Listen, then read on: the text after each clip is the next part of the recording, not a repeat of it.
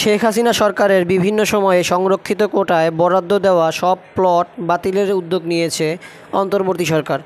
এরই অংশ হিসেবে মুজিব সিনেমা করে আলোচনায় আসা অভিনেতা আরিফিন শুভকে সংরক্ষিত কোটায় বরাদ্দ দেওয়া রাজুকের প্লটটি বাতিলের সিদ্ধান্ত নিয়েছে কর্তৃপক্ষ।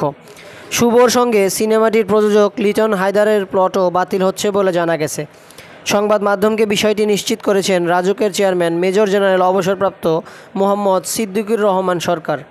জানা যায়, গত বছরের ২৭শে নভেম্বর অনুষ্ঠিত রাজুকের বোর্ড সভায় পূর্বাচল নতুন শহর প্রকল্প থেকে শুভকে ১০ কাঠা এবং প্রযোজক লিটন হায়দারকে ৩ কাঠার একটি প্লট বরাদ্দ দেওয়ার সিদ্ধান্ত হয়।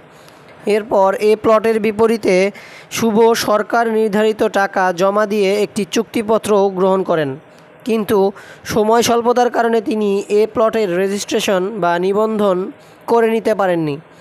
এরই মধ্যে গত ৫ আগস্ট আওয়ামী লীগ সরকার ক্ষমতাচ্যুত হওয়ার পর শুভর প্লটসহ গত ১৫ বছরে রাজনৈতিক বিবেচনায় বরাদ্দ দেওয়া প্লটগুলো নিয়ে হিসাব নিকাশ শুরু হয়। এরই ধারাবাহিকতায় আরিফিন শুভ ও লিটন হায়দারের প্লট বাতিলের সিদ্ধান্ত নিয়েছে রাজুকের চেয়ারম্যান মেজর অবসরপ্রাপ্ত মোহাম্মদ সিদ্দিকুর রহমান সরকার বলেন, মন্ত্রণালয়ের নির্দেশে আমরা তালিকা প্রণয়নের কাজ শুরু করেছি। তবে কী পরিমাণ প্লট বাতিল হবে তা এখনই বলা যাচ্ছে না। মূলত রেজিস্ট্রেশন হয়নি এমন শতাধিক প্লটের তালিকা তৈরি করা হয়েছে। বোর্ড সভায় এ তালিকা উপস্থাপন করে বরাদ্দ বাতিল করা হবে। উল্লেখ্য, এখন পর্যন্ত আরিফিন শুভ অভিনীত ও মুক্তিপ্রাপ্ত শেষ ছবি মুজিব একটি জাতির রূপকার ভারতীয় উপমহাদেশের খ্যাতিমান নির্মাতা শ্যাম বেনেগালের নির্দেশনায় সিনেমাটিতে কাজ করেছিলেন তিনি। সিনেমাটিতে অভিনয়ের জন্য পারিশ্রমিক হিসেবে মাত্র ১ টাকা নিয়েছিলেন তিনি।